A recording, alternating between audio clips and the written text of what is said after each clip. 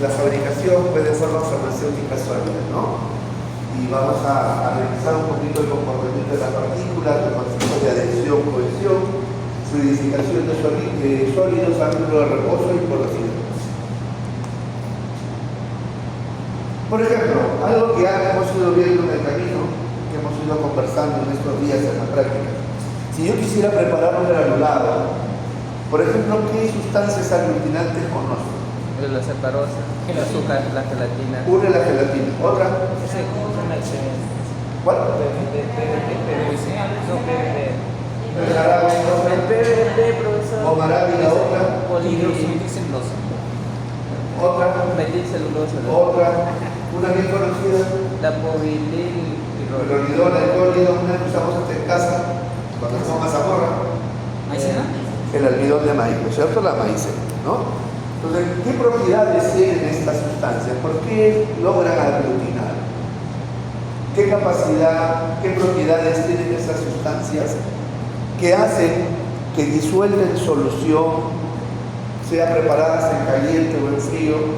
Una vez que le echamos a la mezcla de polvos, nos dan esa capacidad de poderlas juntar, adicionar. ¿Por qué aglutinan? Porque tienen la capacidad de ¿qué? De actuar como ¿qué? Como un pegamento, como un engrudo, ¿correcto? Acuérdense de esto, ¿no? El engrudo de almidón, ¿no? Fue la goma que por primera vez se usó en la historia, el engrudo de almidón que se usaba para pegar papeles, ¿sí?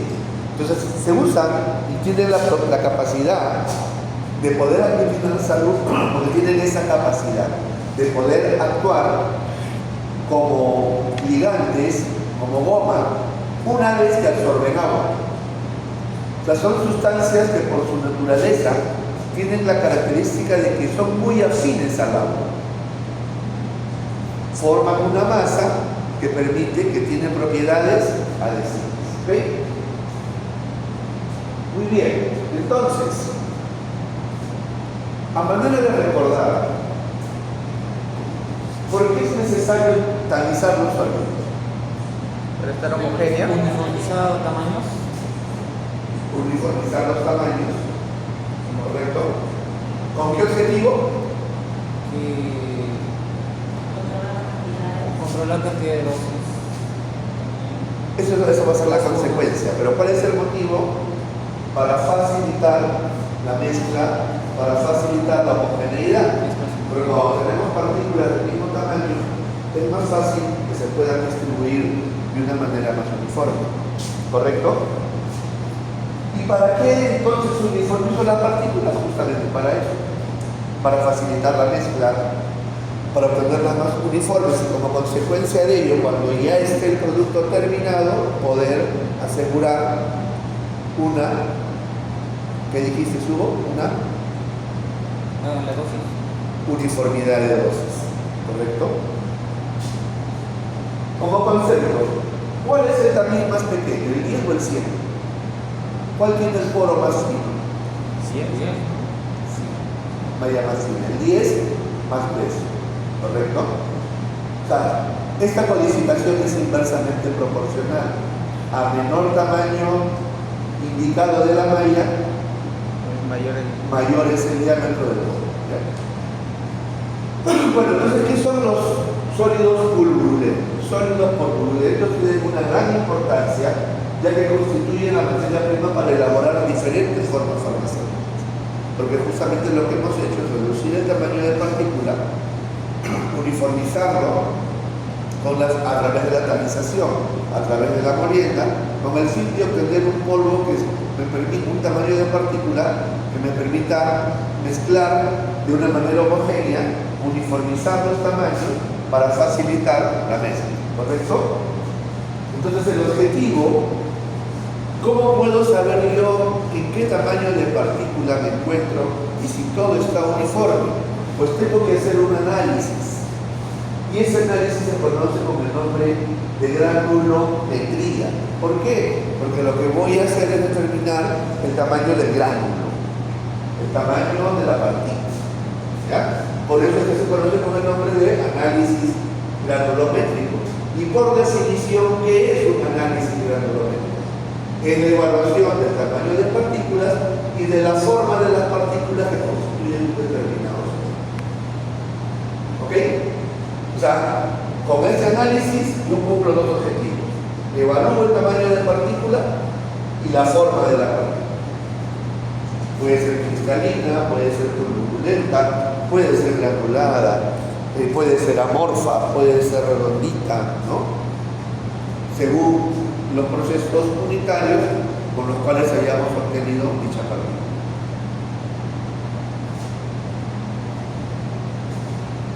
Sin embargo, para yo poder utilizar cualquier tipo de sustancias sólidas, cualquier tipo de polvo sólido, sea principio activos, sea excipientes, para poderlos utilizar en la industria farmacéutica y obtener resultados positivos desde el punto de vista de uniformidad de dosis y luego obtener con ello una buena distribución del principio activo para facilitar su absorción, deben tener una característica elemental. Deben ser fáciles de poder compactarse. ¿Qué quiere decir? De poder comprimirse, de poder aglutinarse, de poder captar agua, de poder formar una masa. Y eso lo da algunas características que tienen estas partículas, estas sustancias, como son su capacidad de adhesión. ¿Qué cosa es adhesión? Es una fuerza de atracción entre dos moléculas que pueden ser de diferente naturaleza, de diferente forma, donde lo que buscamos es que la sustancia líquida se adhiera a los cuerpos sólidos. Entonces, una adhesión es la fuerza de atracción entre dos moléculas de sustancias diferentes, donde la sustancia líquida se adhiere a los cuerpos sólidos. ¿Correcto? También la podemos definir como la capacidad que tienen las sustancias de diferente naturaleza para poderse mantener unidas. Pero la pregunta es, de por sí, por ejemplo, si yo tengo una partícula y le echo agua, de por sí, ¿se pueden adherir ambas? ¿Sí? ¿Por qué más o menos? Creo que tiene que ver compatibilidad, Tiene que haber cierto grado de compatibilidad, pero de por sí, ¿qué es lo que va a suceder? Que se van a mantener adheridas en la medida que esta sustancia sólida tenga una capacidad de poder atraer o absorber el agua, y todo lo residual se va a ir. Pero si yo junto estas partículas que se han humedecido, va a haber cierto grado de atracción, cierto grado de adhesión. ¿Correcto? Entonces, esta adhesión permite mantener unidas dos superficies de sustancias iguales o diferentes por sus respectivas fuerzas intramoleculares. O sea, quiere decir que son las moléculas que constituyen cada una de estas sustancias las que permiten mantenerse adheridas, mantenerse unidas. Y es ahí donde entra la particularidad que menciona Hugo, que tiene que haber cierto grado de afinidad para que se adhiera más o se adhiera menos según su naturaleza. ¿Correcto? Pero siempre va a existir cierto grado de adhesión. ¿Correcto? Claro. ¿Y cuál es otro de las características? Una es la adhesión, o sea, estas capacidades que pueden permitir, esas características que permiten compactarse, una de ellas es la adhesión, que es una fuerza de atracción entre dos moléculas de sustancias diferentes. Y la otra es la cohesión, que es una propiedad física de los sólidos que se da por unión entre partículas, brindando una segmentación aparente. Vean la diferencia. En la adhesión hay un líquido, un sólido. En la cohesión es la unión que se da entre las propias partículas. ¿Correcto? Entonces, a mayor tamaño de partículas, menor va a ser la cohesión. ¿Por qué? Porque quedan más espacios libres. ¿correcto? Entonces, es importante la forma que puede tener esta partícula para asegurar una buena cohesión.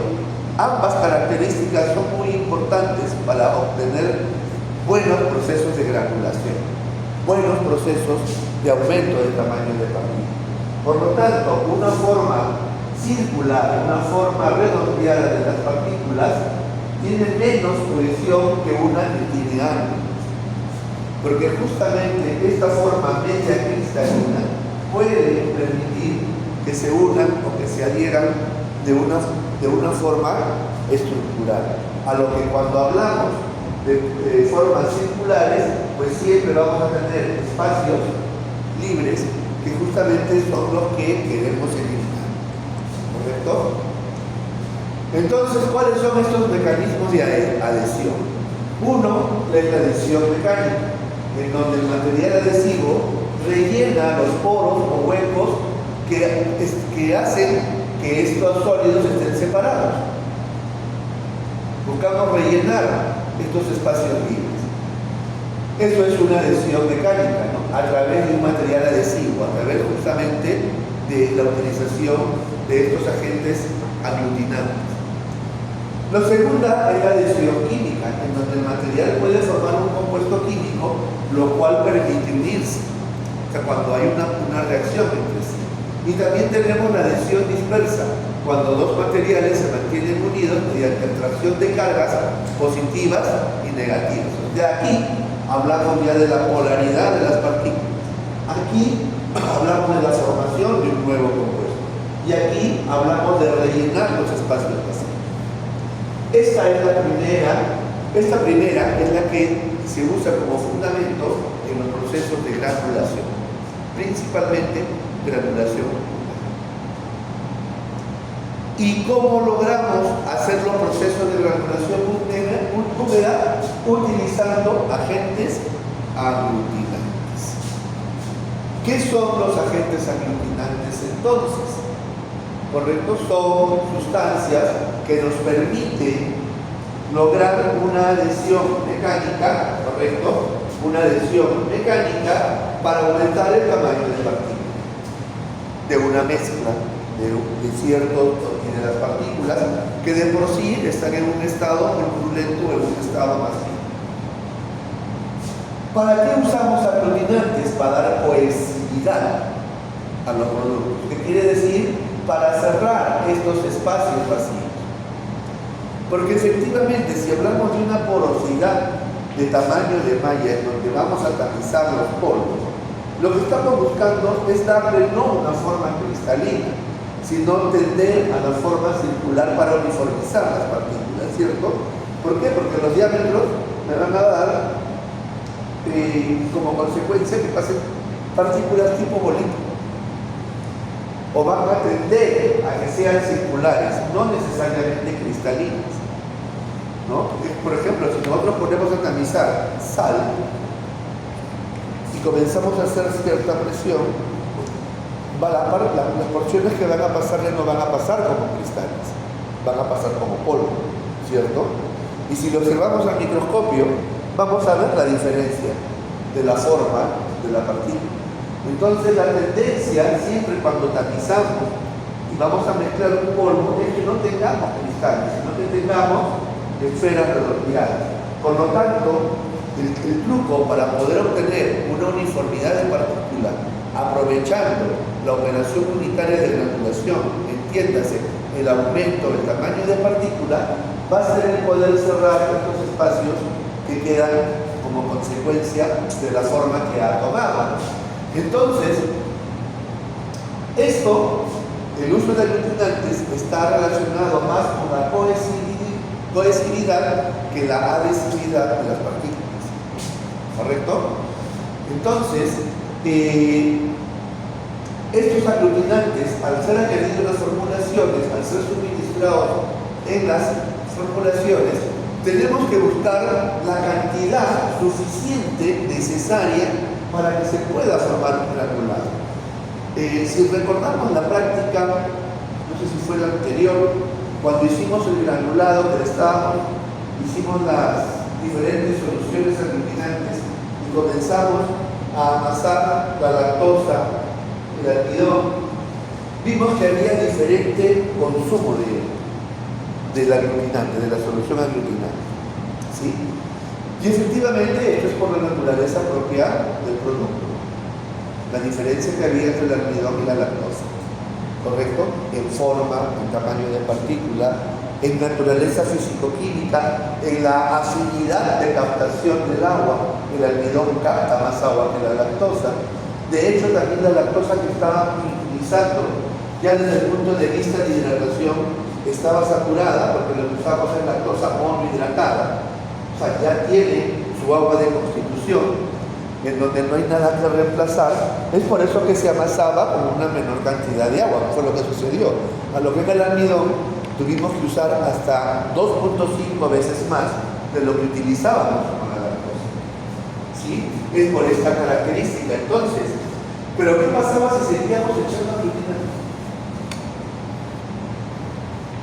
¿Qué pasaba si seguíamos agregando solución aglutinante a nuestra mezcla de polvos, a nuestro amasado? Comenzaba a licuarse, ¿no? Comenzaba a ponerse ya como una pasta que no tenía forma, ¿cierto?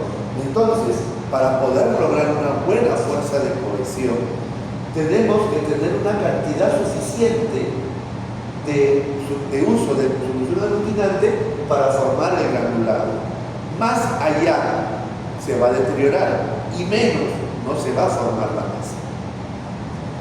Y ese es un factor muy importante, porque luego este granulado, una vez que se seca, si decimos que es muy utilizado en la fabricación de formas farmacéuticas sólidas, ¿qué es lo que va a pasar después con ese granulado? ¿O qué podría pasar si es que no va a ser presentado como polvo o como granulado para reconstituir? El siguiente paso sería comprimir ese granulado o envasarlo en una capa. Entonces, ¿qué va a suceder? Que si ese granulado no tiene una buena fuerza de cohesión y yo decido optar por la forma farmacéutica de tabletas, pues no se va a formar, no va a comprimir bien y de repente va a tener muy poca dureza.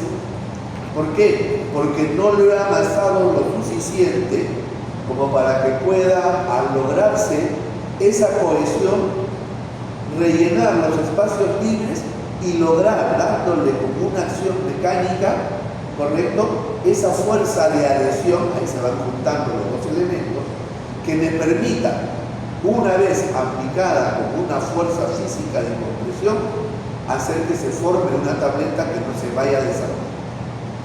Es por eso que uno de los controles que se hace durante el proceso de fabricación de tabletas es la prueba de dureza. Y es por eso que también otro de los controles que se hace durante la fabricación de la tableta es la friabilidad, que es una prueba que mide el desgaste que puede tener una tableta por acción, por el movimiento, por acción del rozamiento, del golpe del impacto. Entonces es importante, porque de lo contrario no se va a poder obtener un comprimido, una tableta con características resistentes. ¿Ya? Los aglutinantes o cohesivos, vean, aquí ya vamos relacionando el tema, se usan en forma de solución y en forma seca según los componentes de la fórmula y el método de preparación. ¿Existen aglutinantes ahora secos? Sí. Ya hemos conversado en algún momento, ustedes lo van a ver, que existen dos tipos de granulación, ¿no? La granulación húmeda y la granulación seca. ¿Correcto? La granulación seca hoy en día también se utiliza mucho porque nos permite optimizar costos y tiempos en los procesos de fabricación de tabletas, por ejemplo. Y para ello ya la tecnología farmacéutica ha avanzado tanto que existen diluyentes, que existen excipientes que ya vienen fabricados, prefabricados, para ser utilizados en compresión directa. Dentro de ellos, ¿qué tenemos? El alicel, la lactosa, el almidón. Por ejemplo, el almidón glicolato sódico, que se usa mucho en la fabricación de tabletas, no solamente viene con una capacidad de ser un buen desintegrante, sino que también ya viene precomprimido, ya viene formulado para que pueda ser usado como un ligante de compresión directa. Lo mismo sucede con la lactosa para compresión directa. En este caso es un diluyente, es un excipiente. Y lo mismo sucede con los almidones, ¿ya? Que ya existen en el mercado.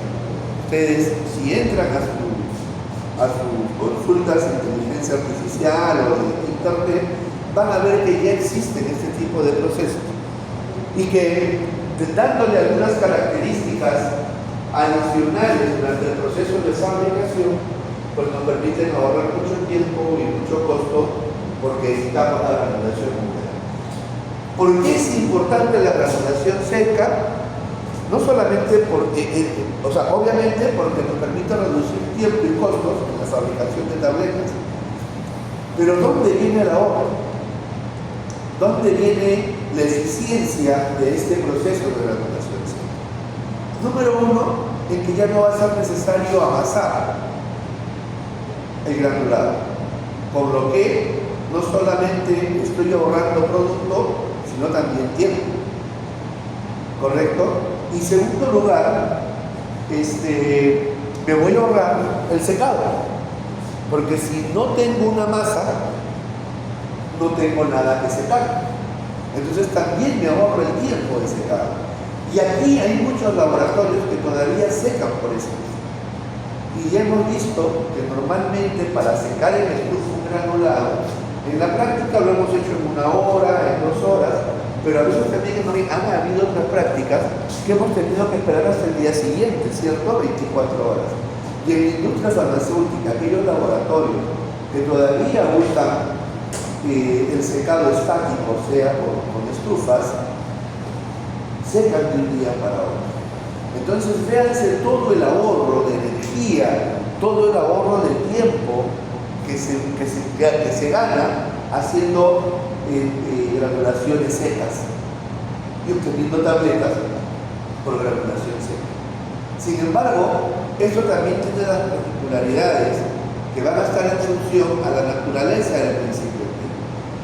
Yo tuve una experiencia hace muchos años con la reformulación de una tableta de salbutamol.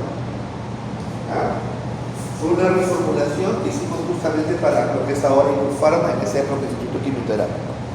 Ellos tenían su salbutamol que lo fabricaban por granulación con el nudo de almidón. Y era una granulación que funcionaba muy bien. O sea, no tenía ningún tipo de problemas durante la granulación, durante el tableteo, durante el envasado, el acondicionado. Nunca tuvo problemas esa formulación de salbutamol de 2 miligramos por tableta o 4 cuando se hacía por granulación. Pero ¿qué sucedió? Que el laboratorio se presenta a una licitación y la gana. Y ahí comenzó a cambiar la historia. ¿Por qué? Porque la entrega era pues de muchas unidades, de muchas tabletas de salbutamol, y que por el proceso de fabricación húmeda que ellos tenían, le iba a ser imposible alcanzar los tiempos de cumplimiento para las entregas mensuales. ¿Y esto por qué? Porque el secado era por estufa y su estufa era pequeña. Entonces fabricar un lote de 100.000 tabletas le llevaba no solamente secarse un día para otro, sino secar en tantas, porque no entraba todo el granulado en su estufa. Entonces tenía que poner a secar una, dejar en la mezcladora la otra parte y el siguiente día secar, trabajar 24 horas. Entonces me dan el encargo de que reformule y que busque una alternativa a eso para ahorrar todo ese tiempo. Y a mí, en esa época, le estoy hablando de los 93, 94, recién comenzaba a salir la novedad de la lactosa para compresión directa. Fue el primer producto que salió para compresión directa, la lactosa para compresión directa. Y yo hice los pilotos, lo probé, y en los pilotos me salió bien. Todo perfecto. Lo revisamos, lo repetimos varias veces y no había ningún problema. Entonces dijimos, vamos a hacerlo en escala industrial. Lo mezclamos, fabricamos en escala industrial y comenzamos a comprimir. Y conforme íbamos comprimiendo, ¿qué se dio cuenta el operador? Que a las 3, 4 o 5 horas los punzones comenzaban a pegarse. Comenzaban a pegarse. Entonces se generaba calor y comenzaban pues a humedecerse las tabletas y a pegarse. Problemas. ¿Qué pasó? Revisamos el tema, no había ningún inconveniente, nos reunimos con el proveedor de la lactosa de compresión directa, nos dijo que teníamos que revisar, obviamente él no era especialista, y eso nos comenzó a llevar a utilizar lo que siempre quiero que los alumnos de tecnología, farmacotecnia, usen. Comiencen a analizar el famoso pensamiento crítico, ¿no?, de los problemas. Por eso las preguntas en tecnología, en farmacotecnia, no pueden ser cerradas. Tienen que ser siempre abiertas. Y siempre cuando pensamos, algo de razón tenemos, a menos que estemos pensando lo contrario a lo que diga la pregunta. Entonces comenzamos a ver, ok, ¿qué tengo que revisar? Estamos hablando del 92, 93 años, donde todavía no habían esos conceptos de GMP tan exigentes como era hoy, los conceptos de gestión de calidad, de ISO, etc. Que luego fue avanzando. Entonces, desde el punto de vista de conocimiento, de pensamiento, como que no la teníamos en prima, teníamos que investigar mucho. Y en esas épocas no teníamos la tecnología que tenemos ahora, ¿correcto? No teníamos la tecnología que tenemos ahora, en donde podemos usar nuestra tablet, nuestro teléfono, y podemos encontrar ahí la información. Teníamos que ir a las bibliotecas, teníamos que estudiar, teníamos que agarrar nuestros libros. Teníamos que consultar a los maestros, porque así como ustedes, yo también he tenido personas a quienes les consultaba referentes, algún problema, porque a nivel profesional nos movemos así. Y comenzamos a ver, oye, investigaré primero las fórmulas, siempre la clásica. Investigaré el método, no hay nada más que hacer, la mezcla, o sea, lo incorpore antes, lo incorpore después, va a ser lo mismo. Pero no le estoy haciendo más. La máquina, de repente el pulsón está mal. No estaba bien porque seguía comprimiendo otros productos y no había problema.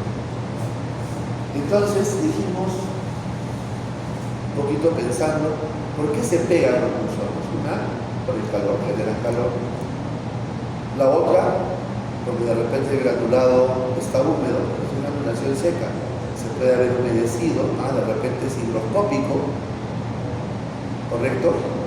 Entonces, ya comenzamos a ver el tema del equipo, pero seguíamos pensando en el producto. Porque por naturaleza somos así. Siempre creemos que el problema está en el producto y nunca pensamos que el producto puede ser el herido, puede ser el afectado por consecuencia de otros factores. Hoy en día ya sabemos que cuando hay un problema siempre hay una causa. Y ya inclusive conocemos hasta el diagrama de causa-efecto, el famoso diagrama de causa-efecto, el famoso diagrama de que parece Ishikawa o la espina de pescado, ¿no? Ya sabemos que tenemos hasta 9 espinas. Normalmente en el industria farmacéutica utilizamos 6, ¿no? Decimos, cuando hay un problema, la causa que lo origina puede deberse a los materiales, a la mano de obra, a la máquina, al método de análisis, al método de fabricación, y también hay uno más que a veces no le damos bola: el medio ambiente. Entonces dijimos, qué raro, ¿no? Porque todo granulado, al momento de comprimir, es el mismo procedimiento, o sea, siempre va a generar calor. Siempre puede haber el riesgo de que por esa generación de calor se genere humedad. Entonces, ¿por qué en unos se pega y en otros no? Entonces dijimos, ¿qué puede estar pasando? No es la máquina, no es la materia prima. Inconscientemente estábamos viendo las series, sin que en esa época sea la moda. Y dijimos, ¿qué pasa con el ambiente? De repente hay mucha humedad. Y comenzamos a poner un deshumedecedor. Simplemente pusimos un deshumedecedor al costado de la tableteadora. Y oh maravilla, se dejó de pegar. En ese momento descubrimos, al menos quien habla por primera vez, que es necesario controlar las áreas de fabricación. ¿En qué? En temperatura y ahora en humedad. Y lo que hicimos fue, ok, ya tenemos la causa del problema. ¿Cómo la solucionamos? Acomodemos el área, porque también era un área, vuelvo a repetir, en esas épocas no había la exigencia del BPM que hay ahora, a pesar de que en el mundo ya existía, pero acá en el Perú estábamos todavía en pañales al respecto. Y comenzamos a hacer un área un poco más cerrada, le pusimos aire acondicionado, le pusimos deshumedecedor, en esa época todavía no hablábamos del famoso HVAC, ¿correcto? De hecho, quimioterápico era una casa antigua, vieja, en donde íbamos aligerando áreas, no es lo que era ahora, y logramos sacar el salbutamol en compresión directa. Y no solamente el salbutamol, muchos productos en compresión directa, ¿no? Porque yo en esa época trabajaba ahí como formulador, justamente yo era desarrollo de productos y era control y planificación de la producción. Entonces, se solucionó el problema. Entonces vean lo importante que es este tipo de conocimiento. O sea, no basta con que el producto esté diseñado ya para ser comprimido de manera directa, sino que también tenemos que analizar otros factores. Ya no basta con que sea compatible entre sí, sino también que sea compatible con el medio ambiente, que sea compatible con el equipo, que sea compatible con todas esas características que están y participan durante un proceso de fabricación. Ambiente, máquina, equipo, método, personas también. ¿Correcto? Entonces, eso se lo puedo comentar como experiencia, como parte de la efectividad de un proceso de granulación por vía seca, ¿ya? Y húmeda. Por lo tanto, es por eso que aún la granulación húmeda es viable, porque no todos los productos se prestan para ser fabricados por compresión directa. ¿Correcto? Muy bien. Entonces, ¿cómo se clasifican los aglutinantes? Los aglutinantes se clasifican en polímeros naturales, polímeros sintéticos y azúcares. Entre los polímeros naturales tenemos el almidón de maíz, el almidón pregelatalizado, la gelatina, la goma acacia, la goma tragacanto, el alginato de sodio y el ácido alquínico. O sea, en otras palabras, todos aquellos que tengan una estructura azucarada, una estructura almidonada, todo aquello que dé la capacidad de absorber gran cantidad de agua. Dentro de los polímeros sintéticos tenemos la polivinilpirrolidona, cuyo nombre de marca es Polido o Povidona, la metilcelulosa, la hidroxipropilmetilcelulosa, la carboximetilcelulosa, la etilcelulosa y el alcohol polivinilo. O sea, ¿qué quiere decir? Todos aquellos polímeros sintéticos que buscan simular agentes carbohidratos, agentes almidonados, o la estructura del almidón.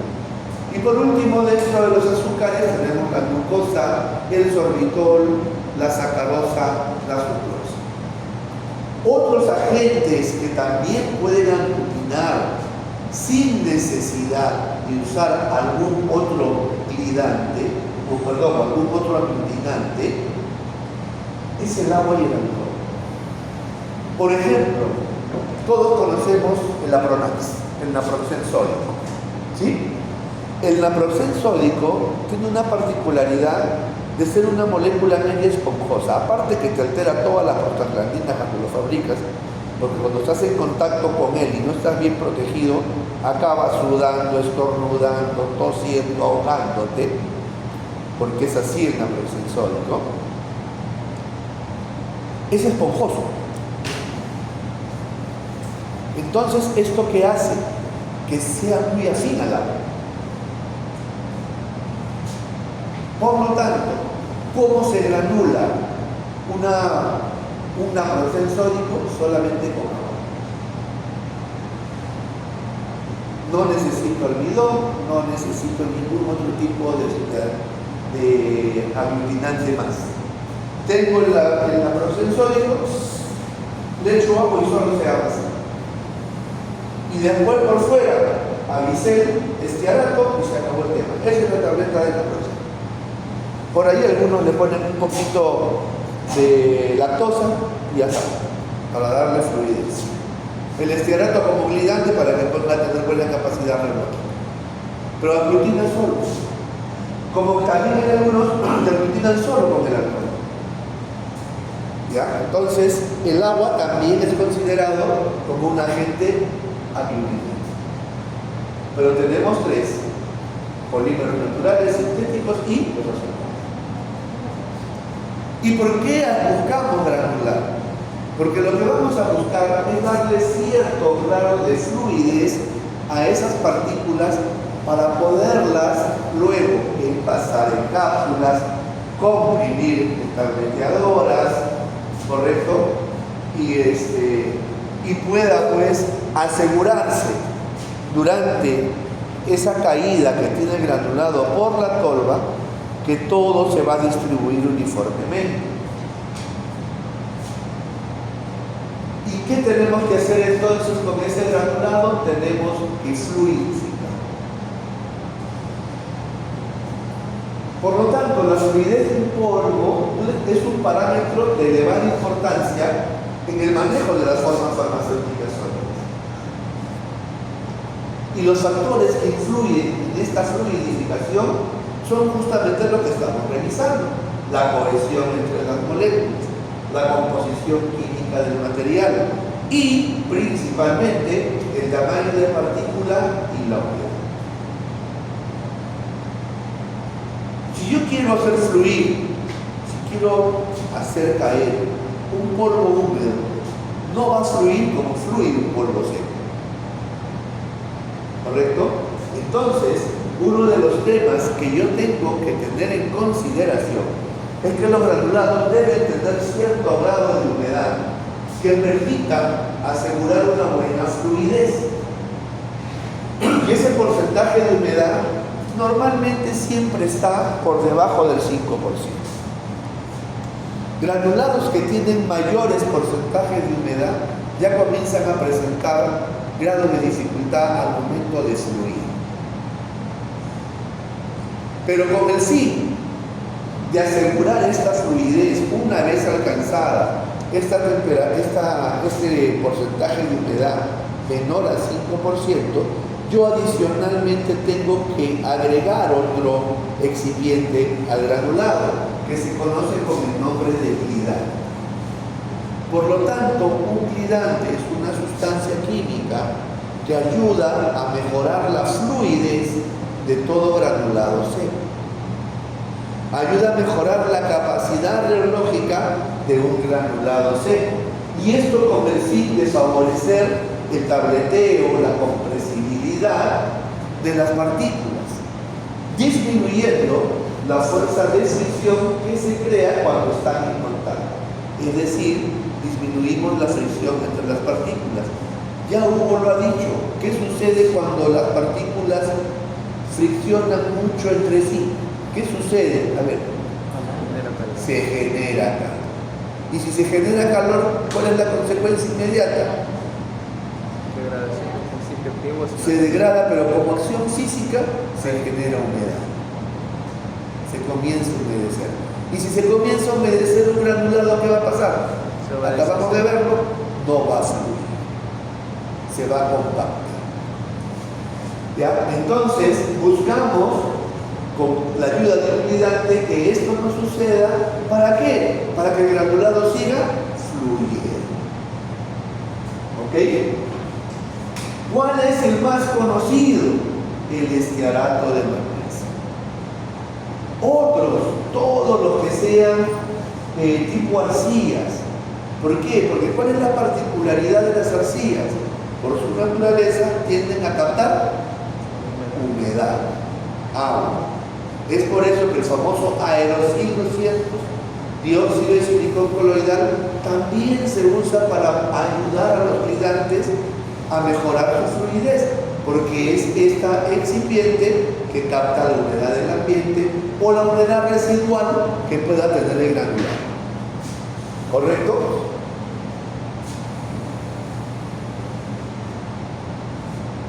Entonces, Herbert, me has hablado de fluidez, me has hablado de capacidad reológica. Entonces, ¿qué es la reología?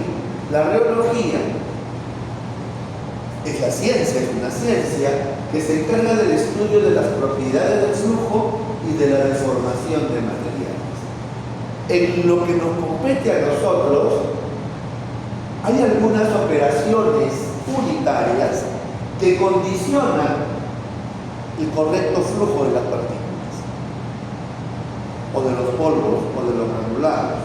¿Cuáles son estas operaciones? La pulverización, el tamizado, el mezclado, la compresión.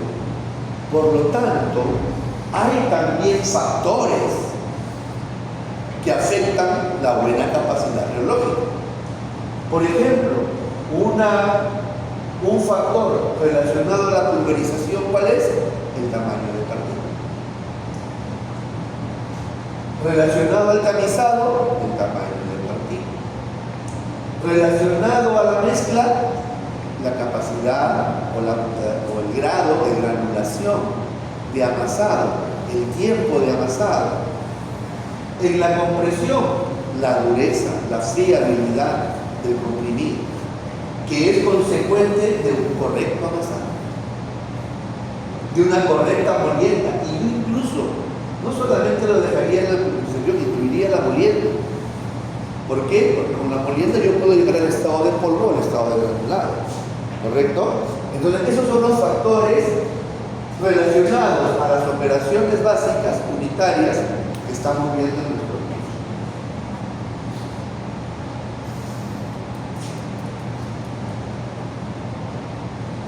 ¿Y cómo puedo medir esa capacidad? ¿Cómo puedo medir ese concepto de que tiene buena fluidez o mala fluidez? Pues hay una prueba que se hace en el laboratorio una vez que ya obtenemos el granulado terminado, previo a la compresión o previo al envase, según sea la utilización posterior que le voy a dar, que es el cálculo del ángulo de reposo.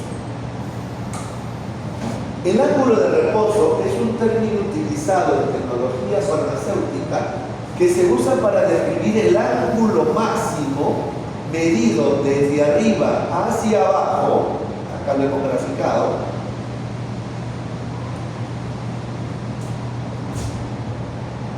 en donde un granulado o la caída del granulado va a permanecer estable sin que el material se deslice hacia abajo. ¿Qué quiere decir? Sin que esto se tienda a achatar. ¿Ya? Es el ángulo máximo donde se mantiene esta figura.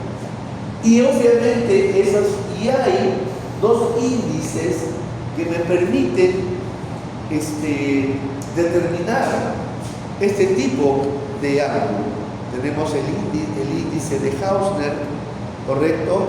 Luego tenemos el índice de Carr, que son hallados en función a dos factores elementales que hacemos siempre en el laboratorio, que son determinar la densidad aparente del polvo y la densidad compactada del polo. La relación que hay entre ellos me va a permitir hallar un arco tangente. Y ese arco tangente me va a llevar al ángulo del reposo. Hay una tabla que se las puedo presentar en unos minutos, que lo vemos ya en Tecnología 2 también cuando se pone la prueba, este curso, y que nos permite hallar la relación directa. ¿Ya? Entonces, ¿qué factores van a influir en esta caída? Es justamente lo que estamos viendo. El tamaño de partículas, el tipo de material, la forma del granulado y la humedad.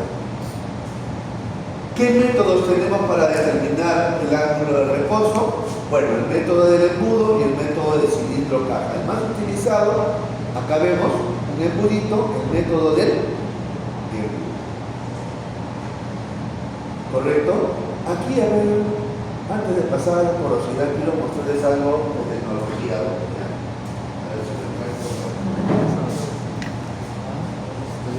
A ver si lo encontramos por acá. ¿Dónde estás? A ver, acá vamos. Navarra.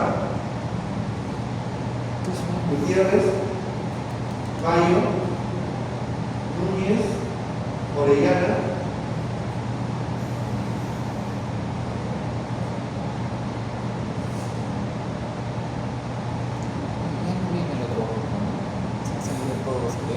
A ver, ¿dónde estás? Acá. ¿Sabes si parece un remoto?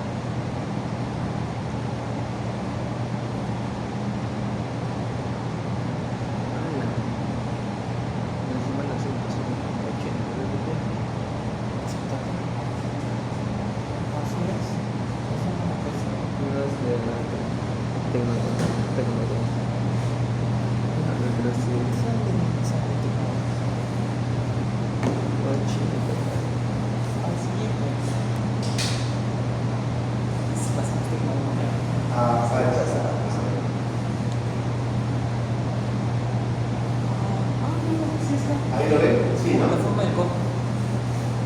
Ahí lo ven, ¿no? Vean. Estábamos hablando del ángulo de reposo. ¿Cómo lo calculamos? Lo primero que tenemos que hacer es caracterizar el polo. ¿Cómo lo caracterizo? Calculo la densidad aparente y la densidad compactada. ¿Cómo calculo la densidad aparente? Por ejemplo, tengo un peso conocido del granulado. ¿Sí? Tengo un peso conocido del granulado. O de repente no lo tengo, pero puedo tener una probeta graduada. Vamos a imaginarnos que tenemos una probeta de 10 centímetros cúbicos. Yo lleno el granulado tal cual hasta el volumen de 10 centímetros cúbicos. Lo peso, ¿sí? Quito la tara de la probeta y tengo la masa del granulado. Tengo la masa, tengo el volumen. Masa entre volumen, densidad. Es aparente. Ese mismo ejercicio, sin quitarle nada, lo que hago es darle a la probeta unos golpecitos. en una superficie hasta que el polvo comience a bajar, y ya no baje más. Ya tengo el peso conocido, porque el peso no va a variar, pero sí tengo un nuevo volumen. Esa es la densidad compactada. Entonces, eso por un lado. Por otro lado, yo hago la prueba del embudo y se me forma este cerrito del granulado. Tengo una altura, puedo medirla y voy a tener un diámetro que puedo medir. El ángulo de reposo se define como el arco tangente del cociente entre la altura dividido entre el radio. Si tengo el diámetro, para obtener el radio, ¿qué tengo que hacer? Dividir entre 2. Y si se dan cuenta, y este es el ángulo, si yo enfrento el cateto opuesto con el cateto adyacente, lo que estoy haciendo es hallar una tangente. ¿Correcto? Entonces, si yo tengo estas dos medidas, el resultado de esa división va a ser un arco tangente, va a ser la tangente. Si yo calculo el arco tangente, me sale el ángulo de reposo. Muy bien, ¿qué más tengo ahí? ¿Y qué hago con la densidad aparente y con la densidad compactada? Muy bien. Obtenido el ángulo, obtenido este ángulo, hay una tabla ya estandarizada en donde, dependiendo el ángulo que he obtenido, yo tengo una clasificación del tipo de flujo o del nivel de fluidez, en donde si el ángulo está entre 25 y 30 grados, la fluidez es excelente. Si está entre 31 y 35, es bueno. Si está entre 36 y 40, bueno, aceptable. Si está entre 41 y 45, bueno, pasa. Pero si ya comienzan los niveles de 46 y 55, ya es mala, muy mala y recontra. Entonces, calculando el ángulo, yo puedo saber qué tipo de fluidez está. ¿Y eso cómo lo relaciono? Bueno, tenemos el famoso índice de compactabilidad, o más conocido como el índice de Hausner, que es la relación que se obtiene entre dividir la densidad compactada entre la densidad aparente. Si ese resultado, por ejemplo, está entre 1 y 1.11, es excelente. Si está entre 1.12 y 1.18, bueno. Si está entre 1.19 y 1.25, bueno, aceptable. Si está entre 1.26 y 34, puede pasar. Pero si ya tienen en valores, en relaciones mayores, ya va perdiendo su nivel de compactabilidad. Es mala, o sea, y tiene, por lo tanto, malas fluidez. Y también tenemos, si ustedes ven al costadito, oye, pero también entonces este grado de compatibilidad, ¿cómo me ayuda con la comprensibilidad que puede aceptar? Es el otro índice conocido como el índice de Carr o índice de comprensibilidad, ¿no? Que lo puedo calcular con los resultados obtenidos entre densidad aparente y compactada. Nuevamente, si tengo el índice de Hausner ya hallado, puedo relacionarlo con el nivel de comprensibilidad. ¿Correcto? Y eso pues nos permite calcular y ver los tipos de fluidez que dan como consecuencia de ese análisis de capacidad relógica y el ángulo de reposo. ¿Okay?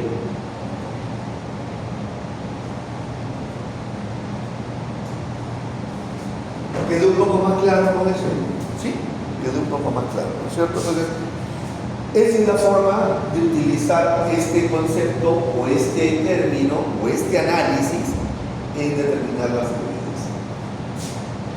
Bueno, todo granulado tiene un cierto nivel de porosidad. Y la porosidad es más que la capacidad que tienen determinados materiales para absorber o dejar pasar a través de sí ciertas sustancias en fase líquido o gaseosa. ¿Correcto? Por medio de estos espacios que presentan en la estructura. Entonces, cuando se habla de porosidad, se está describiendo los espacios huecos o vacíos de algún determinado material. ¿Ya? Muy bien, entonces, ¿cuál es la importancia de la cohesividad en los sólidos y en otras formas? No sé yo. Nos permite, Que no haya mucho espacio. exacto, cerrar y eliminar los espacios libres que quedan como consecuencia de la adhesión de las partículas. ¿Y por qué es necesario determinar el ángulo de reposo de un sólido?